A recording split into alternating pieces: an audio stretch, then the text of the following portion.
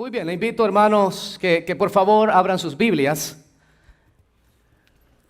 en el libro de Colosenses. Vamos a meditar en la palabra del Señor en el libro de Colosenses, su capítulo 2.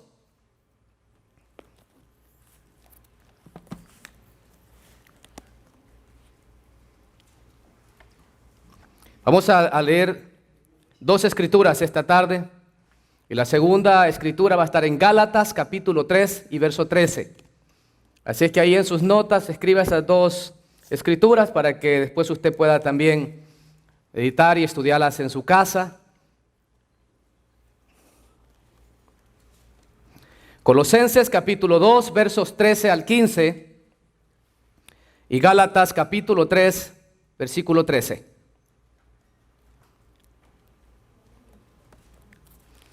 ¿Lo tienen, hermanos? Leemos primeramente Colosenses 2, los versículos 13 al 15. Y a la letra dice: Y a vosotros, estando muertos en pecados y en la incircuncisión de vuestra carne, os dio vida juntamente con él. Diga, nos dio vida. Y luego dice la Biblia: perdonándoos todos los pecados. Diga, me perdonó todos mis pecados. Y luego el siguiente versículo dice: anulando el acta de decretos que había contra nosotros, que nos era contraria. Y oiga, quitándola de en medio y clavándola en la cruz. Pero el verso 15, escuche lo que dice: y despojando a los principados y a las potestades, los exhibió públicamente, triunfando sobre ellos en la cruz. Ahora leemos lo que dice Gálatas, capítulo 3, verso 13. Dice: Cristo nos redimió de la maldición de la ley, hecho por nosotros maldición, porque está escrito: maldito todo el que es colgado en un madero. Esta tarde, hermanos, quiero hablarles bajo el tema 5 grandes cosas que Cristo hizo por nosotros en la cruz. Repito, 5 grandes cosas que Cristo hizo por nosotros en la cruz. ¿Para cuántos de ustedes Cristo ha hecho algo importante? Hace un mes estuvimos hablando acerca del propósito de la cruz. Pero hoy vamos a hablar prácticamente acerca de lo que Cristo hizo por nosotros en la cruz. Hace un mes yo recuerdo que les mencioné que muchas veces cuando hablamos de la cruz, como que no le damos la necesaria importancia. Como que no pensamos detenidamente lo que eso significa para aquellos que nos llamamos cristianos. Hermanos, en la cruz de Cristo se realizaron cosas importantes. Y cuando hablamos de bendición, créame que ahí en la cruz, Cristo nos dio unas tremendas bendiciones de las cuales usted y yo podemos gozar todos los días. Y en los pasajes que hemos leído, en estas dos escrituras, encontramos esas 5 cosas, esas 5 grandes cosas que Cristo hizo por nosotros en la cruz. Y quiero que vayamos rápidamente y veamos la primera cosa que Cristo hizo por nosotros. La primera cosa que Cristo hizo por nosotros es que Cristo nos dio vida. Amén. ¿Para cuántos de ustedes Cristo les ha dado vida? ¿Cuántos de ustedes dicen yo tengo vida en Cristo? Vea lo que dice el texto, la primera parte del versículo 13. Estando muertos, ¿en qué estábamos muertos? En pecados. Dice, Él os dio vida, o mejor dicho, os dio vida juntamente con Él. Muy bien, permítame mencionarles algo con respecto a esto. Estábamos muertos. Dice usted, bueno, que yo sepa, yo nunca he estado muerto, dice usted, ¿verdad? ¿Cómo está eso que estábamos muertos? Yo nací bien vivito. Que yo sepa, mi mamá nunca me dijo que nací muerto. No está hablando de muerte física, está hablando de muerte espiritual. Todo aquel que nace en este mundo nace con ese mal llamado pecado. Y como la Biblia claramente dice que por cuanto todos pecaron, ¿están qué? ¿Sabe qué significa la palabra destituidos? Descalificados de la gloria de Dios. El pecado nos tenía muertos. Y un muerto, como en muchas ocasiones he dicho, un muerto no puede reaccionar, ¿o sí? No puede sentir. Usted escucha o ve la reacción de personas cuando les habla del evangelio y ve la reacción de ellos como que no es de su interés. Al contrario, algunos lo rechazan. Y usted dirá, ¿por qué esta persona actúa así si le estoy ofreciendo lo mejor? Si le estoy hablando de algo que va a bendecir su vida, ¿por qué rechaza el evangelio? ¿Sabe por qué lo rechaza? Porque no reacciona, está muerto. Note lo que Pablo dice en Efesios capítulo 2 y versículo 1. Pablo dice, y Él os dio vida. Aquí vuelve a repetir el mismo concepto, escuche. Y Él os dio vida a vosotros. ¿Cuándo? Cuando estabais muertos en vuestros delitos y pecados. Claramente Pablo especifica la situación, la condición del ser humano. Esta era la condición nuestra. Cuando dice Él os dio vida, ¿cuándo es que esa vida se dio a nosotros? ¿Cuándo? El día cuando usted y yo levantamos nuestras manos y hicimos nuestra confesión de fe y dijimos, yo acepto a Cristo como mi Salvador. A partir de ahí la Biblia dice que nosotros llegamos a tener vida. Y ya no estamos muertos. Ahora estamos bien vivitos. Amén. Ahora sí podemos sentir. Ahora sí podemos reaccionar. Ahora sí podemos tener comunión con Dios. ¿Por qué? Porque estamos vivos. ¿Y quién nos dio esa vida? Jesucristo nos dio esa vida a través del Espíritu Santo que Él nos ha dado. Cuando nosotros aceptamos a Cristo, la Biblia nos dice que el Espíritu Santo vino a morar ¿dónde? En nosotros. Y Él está en nosotros, amén. El Espíritu Santo no solamente está con, sino en. Entonces, esa decisión que usted y yo tomamos fue gracias a la intervención del Espíritu Santo. Porque el ser humano, como dije, no puede reaccionar porque está muerto. Cuando el Espíritu, Dios en su misericordia a través del Espíritu Santo llega a la vida del ser humano, entonces es cuando Él puede contestar, responder al llamado de Dios. Y cuando Él responde positivamente, la Biblia dice que venimos a tener vida. Y note qué importante, cuando Pablo dice en Colosenses que nos dio vida juntamente con Él, está refiriéndose a la parte cuando Cristo es colgado en el madero, porque la vida la obtuvimos ahí, recuerde. Irónico, que mientras Él muere, nosotros comenzamos a vivir. En otras palabras, a través de su muerte, usted y yo tenemos la bendición de tener vida. Si no hubiera habido esa muerte, si Cristo no hubiera realizado ese sacrificio, usted y yo seguiríamos muertos en nuestros delitos y pecados. Recuerde que el pecado aleja al hombre de Dios, lo separa de Dios y lo condena. ¿Por qué? Porque Dios no puede tener esa comunión, no puede tener esa cercanía, no puede tener esa relación con el pecador. Tiene que tener vida primero. Tiene que haber un perdón primero. Pero antes que haya el perdón, tiene que haber una confesión. ¿Sí o no? Tiene que haber un arrepentimiento genuino. Entonces, la vida que nosotros obtuvimos a través del sacrificio de Cristo se dio precisamente en esa cruz. Por eso es que nosotros tenemos que cada día entender que nosotros no somos cualquier persona. Que a veces andamos tan cansados que sí, como que fuéramos sanámbulos a veces, ¿verdad? Que ahí, ¿y cómo está, hermano? No, pues ahí, hermano, pasando la vida que me está yendo de aquí, me está yendo ya. Hermano, si tú estás vivo, tú tienes vida en Cristo. ¿Cuántos tienen vida en Cristo? Yo tengo vida en Cristo. Y yo pude notarlo también en el grupo de mujeres anoche, que pude notar que estaban bien vivas. Amén. Es más, hasta la más calladita estaba reflejando gozo. Yo no vi a ni una de las mujeres que no se estuviera gozando anoche. Se rieron como nunca. Yo dije, a la hermana, yo la estaba notando y dije, la hermana fulana nunca la había visto reír así. Como que entendió claramente de que hay vida en ella. Hay vida en nosotros, hermanos. Recuerde, cuando hablamos de la cruz de Cristo, piense de esta manera. Si piensa en el sacrificio, piensa en la cruz de Cristo, diga, yo ahí obtuve la vida. Yo estaba muerto. El pecado me tenía descalificado. Pero una vez que recibí a Cristo como mi Salvador, yo obtuve esa vida que solamente Él me pudo dar a través de su muerte. Pero sabe, no solamente nos dio vida, nos dio algo más. Veamos qué más Cristo hizo por nosotros en la cruz. Veamos lo que dice el siguiente, segundo punto. Cristo perdonó ¿qué? ¿Verdad que no dice unos cuantos? Usted quizás tendrá por ahí una maletita que diga, no, estos pecados, Señor, no te los quiero confesar porque no quieres saberlos. Son tan oscuros que los quiero tener aquí. Tú puedes perdonarme estos acá, Señor. Puedes perdonarme algunos. No, la Biblia dice que nos perdonó todos los pecados, aún los más negros. ¿No le da gloria a Dios usted por ello?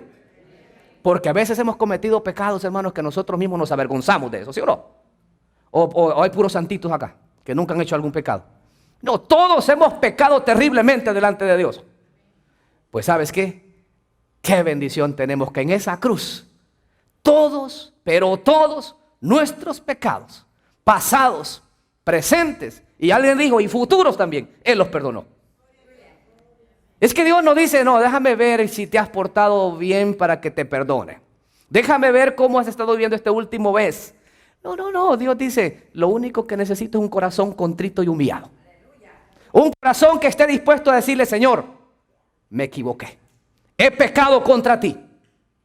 Y la Biblia dice que Él inmediatamente, Él no va a decir, ¿sabes qué? Vete a hacerte unas cuantas penitencias primero. Él no le va a decir, ve, reza unos cuantos Ave Marías primero. No, dice, en el mismo momento la Biblia dice que nuestros pecados son perdonados. ¿Cuántos de ustedes han sido perdonados? Y si usted dice, hermano, yo siento que hay unos pecados que todavía no son perdonados, ¿sabes qué? Cristo los perdonó, quien no se los ha perdonado es usted mismo. Porque ¿sabía usted que una de las cosas más problemáticas o terribles en la vida del creyente es que uno no acepta el perdón a veces? Uno mismo no se perdona ciertas cosas que hace. Pero Cristo dice, si yo ya te perdoné, ¿cuál es tu problema? Aquí lo que importa es que yo te he brindado el perdón que nadie más te puede dar. Entonces, cuando nosotros decimos, Señor, si tú has perdonado mis pecados, significa que yo voy a vivir como tal, como un perdonado. ¿Y sabe quién es un perdonado? Una persona libre. ¿Sí o no? ¿A poco? Imagínese, le voy a presentar este cuadro. Imagínese en una corte, viene un individuo que está sentenciado a muerte. Y luego el juez determina que, ¿sabe qué? Lo voy a declarar no culpable. Estás perdonado, ¿sabes qué? Aquí no ha pasado nada. Ahora ese individuo sale de la corte, ¿usted cree que va a salir diciendo, este güey no sabe ni lo que hizo? ¿Usted cree que ese individuo va a vivir ahora su vida como que nada pasó? No, si estaba condenado a muerte. Pero ahora ese juez tuvo gracia, tuvo misericordia de él y lo perdonó. Entonces él va a vivir en agradecimiento y va a vivir una vida como un perdonado. Este juez en su misericordia me salvó de la muerte. Pues ¿sabes qué? El perdón que Cristo nos da es precisamente eso. Nosotros estábamos condenados. Estábamos destituidos de la gloria de Dios. Pero Él dice, yo te perdono a través de mi Hijo Jesucristo. Yo te perdono a través de ese sacrificio que Cristo hizo. Ahora, escuche esto, el perdón de los pecados, no crea que fue algo gratis, no crea que no costó nada. Alguien tuvo que haber pagado. Delante de Dios, alguien tiene que pagar. ¿Y sabe quién pagó? Jesucristo. Él asumió nuestra culpa. Él dijo, yo voy a pagar por ellos. ¿Se lo merecen? No se lo merecen, pero yo estoy dispuesto a pagar por los pecados de cada uno de ellos. ¿Y sabe qué? Cuando Cristo extiende sus manos, la Biblia dice en Isaías que Dios el Padre cargó en Él el pecado de ¿quiénes? De todos nosotros. Así es que Cristo ya llevó en el madero nuestros pecados. Yo cuando pienso en eso digo, Señor, si yo estaba bien endeudado contigo, ¿cómo ahora yo puedo decir que soy perdonado? ¿Cómo decir ahora que soy libre? Si lo pienso humanamente, como que no le veo la lógica. Pero cuando veo y pienso en la persona de Jesucristo, que lo que Él hizo por mí, digo, wow, eso no tiene precio. Él en su gran amor decide perdonarnos. Aún al asesino más, ¿cómo se dice? Más negro, aún el más malvado que vive en esta tierra. El amor de Dios es tan grande que puede perdonar aún al más malo. Así es que usted y yo vivamos como perdonados. Vivamos como alguien que tiene vida. Vivamos como alguien agradecido con Dios. Que no somos cualquier cosa. Aunque el diablo muchas veces viene a acusarnos, usted dígale, yo soy perdonado. Aunque el diablo venga a decirle, no, acuérdate lo que hiciste ayer, acuérdate lo que estabas pensando esta mañana. Sí, diablo, ya me acordé, pero ¿sabes qué? Pero también ya lo confesé delante de Dios. Y ¿sabes qué? La Biblia dice que si confesamos nuestros pecados, Él es fiel y justo para perdonar nuestros pecados. Amén. Veamos la tercera parte. Cristo anuló el acta de los decretos que había contra nosotros. Note lo que dice el versículo 14 del capítulo 2 de Colosenses. Anulando, dice, el acta de los decretos que había contra nosotros, que nos era contraria, quitándola de en medio y clavándola en la cruz. Oiga nomás. El acta, queridos hermanos, de lo que está hablando acá, el acta de los decretos es una deuda. Es una deuda. Porque la palabra que se usa ahí, refiriendo a esa palabra acta, en griego, porque recuerde que esta es una frase escrita en griego. En el original griego significa comprobante de una deuda o un pagaré. ¿Alguien sabe lo que es un pagaré? ¿Alguien de ustedes ha tenido alguna deuda alguna vez? ¿Quién no, verdad? Y especialmente cuando ahí los de colección están llámenos y llámenos, ¿verdad? Esa deuda que usted y yo teníamos, Satanás siempre se ha encargado día tras día de acusarnos, de decirle al Padre, ellos tienen una deuda y necesitan pagarla.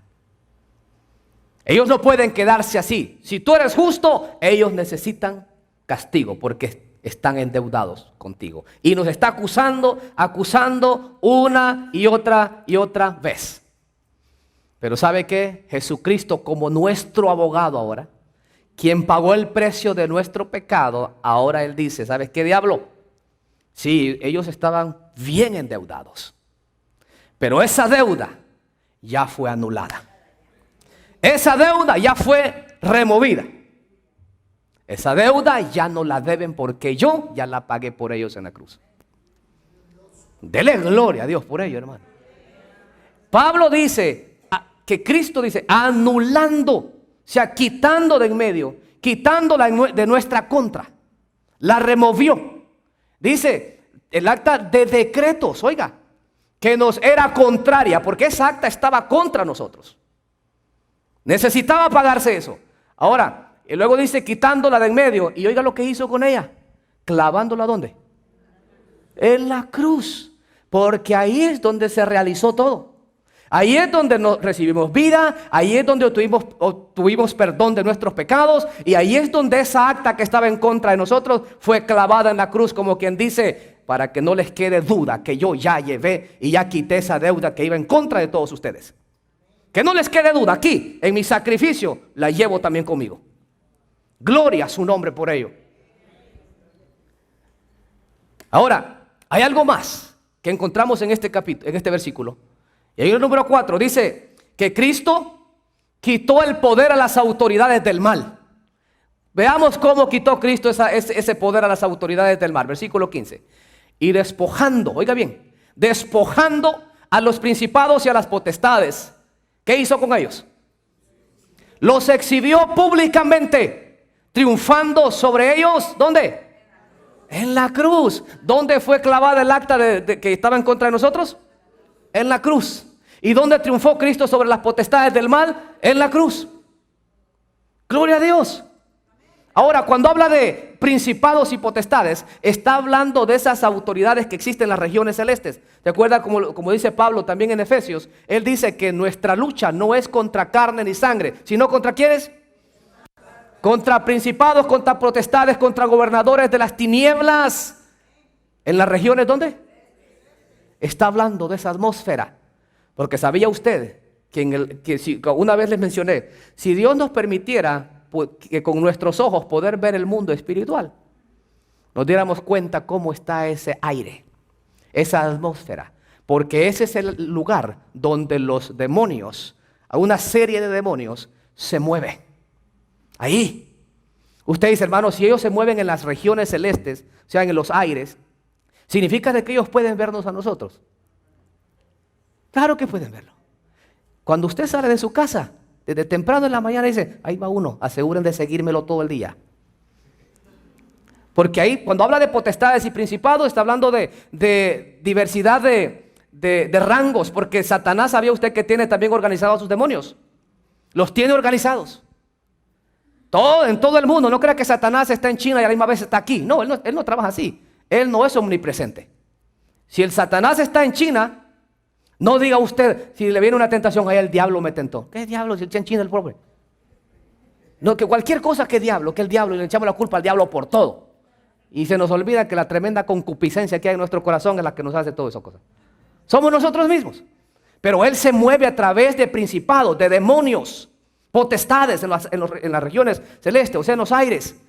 Todos los que hemos aceptado a Cristo como su Salvador, como nuestro Salvador, desde el día que lo aceptamos, Satanás dice, este no se la voy a hacer fácil.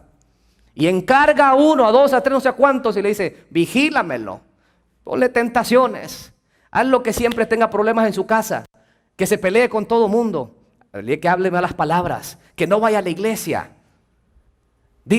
Ponlo en un desánimo tremendo. Y usted dice a veces, hermano, hoy no tengo ganas de ir al culto. ¿Sabe qué es lo que está pasando? Hay alguien que está provocando eso. Y a veces usted ni cuenta se da. Los problemas, los conflictos en los hogares, a veces dice, pero si es que nosotros estamos bien. Pero ¿por qué no podemos entendernos? Hay alguien que está vigilando ciertas áreas de nuestras vidas. Y usted dice, no, pero si ahora yo soy de Cristo, gloria a Dios. Satanás no va a entrar a su corazón, pero sí le va a hacer la batalla de afuera. Con usted mismo, con su pareja, con sus hijos. Lo va a provocar. Pues esas potestades, esas autoridades que se mueven en los aires, que pensaban que iban a vencer también a Cristo, y cuando Cristo fue crucificado, ellos dijeron, lo vencimos. Pero lo que no sabían de que esa crucifixión de Cristo iba a formar su más grande derrota. Porque Él al tercer día, dice la Biblia, que se levantó de la tumba. Y esos principados, esas potestades, no lo pudieron detener. ¿Por qué? Porque Él se levantó victorioso. Y Él en 1 Corintios capítulo 15, verso 58, Él ahí dice, ¿dónde está, oh muerte, tu aguijón? ¿Dónde, oh sepulcro, tu victoria? ¿Por qué? Porque la muerte no podía detenerlo a Él. Y ahora en esa resurrección, dice la Biblia, que los exhibió públicamente. En otras palabras, los avergonzó en la cruz.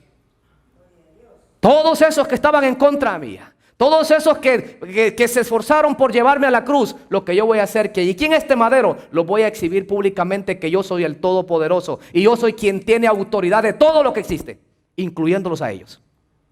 Así es que, si nosotros pensamos de esta manera, cuando hablamos de que Cristo despojó, oiga, despojar es quitar la autoridad. ¿Y sabe qué? ¿Qué hizo Cristo con esa autoridad? Nos la ha dado a nosotros. ¿Por qué? Porque antes de que nosotros conociéramos al Señor, nosotros estábamos bajo el dominio de Satanás. Amén. Pero ahora cuando aceptamos a Cristo como nuestro Salvador, Él nos ha dado poder y autoridad. Y ahora el enemigo, las potestades de las tinieblas están bajo nuestras plantas. Porque usted y yo tenemos poder y autoridad sobre las legiones del mal. ¿Por qué? Porque Cristo está con nosotros. Y porque Él ya los despojó. Ya los exhibió públicamente. Así que usted no se vaya esta tarde y dice, no, pues híjole, lo que me espera cuando llegue a la casa. Y ay, este diablo me va a andar siguiendo todo. No, diga, ¿sabes qué, diablo? Ya estuvo suave. Yo tengo poder y autoridad en el nombre del Señor. Y ¿sabes qué? Temes, vas de acá. Este territorio le pertenece a Dios. En esta casa vive un hijo de Dios. En esta casa vive una hija de Dios. Yo sé que ronda muchas veces por acá, pero ¿sabes qué? En el nombre del Señor te me vas y ve para dónde, porque aquí no hay lugar para ti. Amén. Porque ella lo exhibió, ya los avergonzó, ya los despojó. Amén. Todo eso Él lo hizo por nosotros. ¿No le da gloria a Dios por ello? Gloria a Dios. Y vemos un último punto. Y en este punto quiero detenerme un poquito más. Note lo que la Biblia dice, ya hablando de Gálatas, y note lo que Cristo hizo en este pasaje. Cristo nos liberó, hermanos, de la maldición de ¿qué? Dígalo fuerte. Cristo nos liberó de la maldición de la ley. Cristo nos liberó de la maldición de la ley. ¿Qué dice el texto? Precisamente eso. Cristo nos redimió de la maldición de la ley hecho por nosotros maldición. Así usted lo lee así nomás, digo, oh, wow, qué bonito. No, no, piense en lo que esto significa. Ahí hay dos palabras importantes: redimir y maldición. Yo voy a detener un momentito acá. Aquí la palabra redimir, porque redimir, estamos hablando de puede traducirse de esta manera: liberar o rescatar de la amenaza o del daño que puede hacernos la ley. Ahora, hay que entender de qué ley está hablando. Eso es importante que lo entendamos. El apóstol Pablo está citando acá precisamente el texto de Deuteronomios capítulo 21, versículos 22 y 23. ¿Qué es lo que ahí dice? Deuteronomios capítulo 21.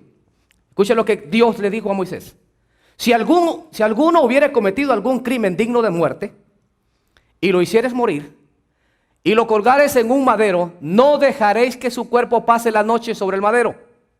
Sin falta lo enterrarás el mismo día, porque maldito por Dios es el colgado. Y no contaminarás tu tierra que Jehová tu Dios te da por heredad. Ajá.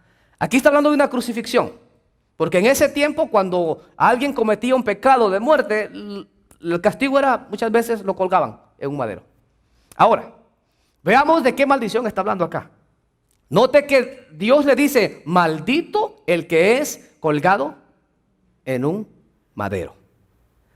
Pablo está citando, porque recuerde que a quienes está hablando es a los de Gálatas, a los de Galacia, a los hermanos de Galacia, que ellos habían abrazado la ley tremendamente. ¿Qué es lo que está pasando aquí? Que ellos no aceptaban a un gentil, ellos no aceptaban a nadie que no fuera circuncidado, como ellos.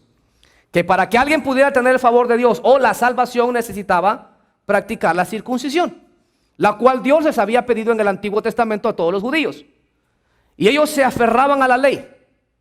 Pero Pablo viene y les argumenta que nosotros ya no estamos bajo las obras de la ley, sino de la gracia. A tal grado que llega al texto de Gálatas capítulo 3, verso 13, que Cristo nos redimió, nos liberó, nos rescató del poder de la ley. ¿De cuál ley? De esta ley. Que la ley era que había una maldición para el que moría de esta forma. En otras palabras, cuando hablamos de la persona de Jesucristo que fue colgado en el madero, cuando toda aquella turba, toda aquella multitud gritaba sobre Jesús: crucifícale, ¿sabe lo que están diciendo ellos?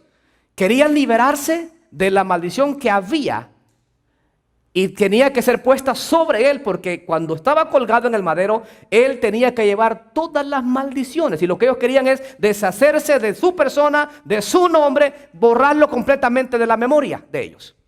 Porque todo lo que relacionaba a la maldición tenía que estar puesta en esa persona. Ahora, aquí en el pasaje, Dios le dijo a Moisés que ese que fuese colgado en el madero no debía estarse más de un día en la cruz. Tenían que enterrarlo en la misma noche, porque si no, la tierra quedaba maldita si lo dejaba más de un día en la cruz. ¿Por qué? Porque había una maldición tremenda. Ahora, yo quiero enfocarme en algo en esta noche, en esta tarde, cuando hablamos de maldición. ¿Cuántos de ustedes han oído hablar de eso de maldiciones generacionales? ¿Han oído hablar de eso? Hermanos, hay mucho argumento con respecto a eso. Están los que opinan que nosotros, aunque seamos cristianos, venimos jalando esa cadena generacional. Otros dicen: no es posible, ya somos hijos de Dios. Y yo con la Biblia les voy a comprobar lo que sucede con ese asunto. En Éxodo, Dios dijo que el pecado de los padres alcanzaría hasta la primera, segunda, tercera y hasta la cuarta generación. Pero hay un detalle importante. Al final de ese texto él dice: de los que aborrecen mi nombre. Así dice el texto. Ok, ahora otro detalle. Ahí estamos hablando de que si mi bisabuelo pecó, ahora yo voy a pagar lo que él hizo. ¿Usted cree que así es la cosa? Hermanos, el momento que usted y yo aceptamos a Jesucristo como nuestro Salvador, esa maldición se rompe. ¿Sabe por qué? Porque Él ya llevó mis maldiciones en la cruz. Maldito todo aquel que es colgado en un madero. ¿Qué es lo que Cristo hizo en la cruz por nosotros? Nos dio vida, perdonó nuestros pecados. ¿Sabía dónde está la maldición más grande de nosotros? pecado. Pues Él los llevó, ya los perdonó. Quitó el acta que estaba en contra de nosotros. Despojó a las autoridades y a las potestades del mal. Y ahora nos ha redimido, nos ha liberado del poder de la ley. De todo aquello que estaba contra nosotros, ahora Él lo ha quitado. Entonces, ¿qué quiero decir con esto? Usted como hijo de Dios y como hija de Dios, no puede decir, a lo mejor yo soy así porque estoy pagando los pecados de quién sabe quién, de mi familia. Y así lo dice la Biblia, que a lo mejor, y por eso no me puedo componer. Por eso estoy arriba, estoy abajo, estoy pecando y estoy bien. ¿Vengo a la iglesia o no vengo a la iglesia? Por eso no doy una, dicen otros. Porque estoy quizás llevando un pecado generacional. Si usted es hijo y es hija de Dios, usted es libre. Diga conmigo, yo soy libre. Entonces, ¿por qué tenemos que hablar de esa manera? Ahora yo voy a decir algo bien práctico y sé que todos nos vamos a familiarizar con ello. Muchas veces decimos así, mire, expresamos cosas como estas. Ay, yo tengo diabetes, dicen. Disculpe si hay alguien que con diabetes, no crea que no, pero quiero mencionar cosas bien prácticas. Yo tengo diabetes, ¿por qué? Porque mi mamá le tuvo diabetes. Yo tengo diabetes porque mi abuela tenía diabetes. Mi bisabuela tenía diabetes y dicen que eso se hereda. ¿Sí o no? ¿Saben lo que estamos pronunciando?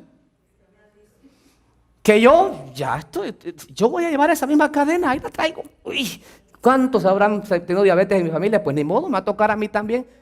Y si no la tiene todavía, dice, no, yo ya me va a tocar, hermano, ya a ver.